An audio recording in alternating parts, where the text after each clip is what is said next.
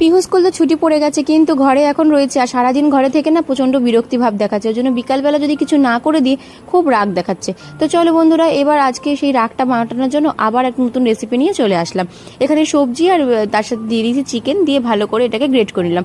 আপনারা যে কোনো সবজি এখানে ইউজ করতে পারেন আপনাদের পছন্দ মতো। এরপর এখানে চিলি ফ্লেক্স, মিক্স সার্ভ, তারপরে অরিগানো, তারপরে তার সাথে গোলমরিচ গুঁড়ো, লবণ, আর হচ্ছে সব থেকে মেন ইনগ্রিডিয়েন্টস যেটা আমি দিয়েছিলাম ম্যাগি মশলা, দিয়ে ভালো করে এটাকে মেখে নিলাম।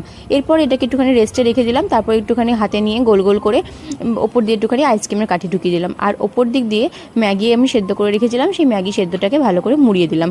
তো এই জায়গায় ম্যাগি দিয়ে চিকেনের আইসক্রিম রোলটা বানিয়ে ফেললাম। আর কেমন লাগলো অবশ্যই কিন্তু এটা ছোট্ট কমেন্ট করে জানাবেন, আর ভালো লাগলে অবশ্যই লাইক করবেন। এরপর এটাকে গরম গরম তেলে ভেজে নিলাম।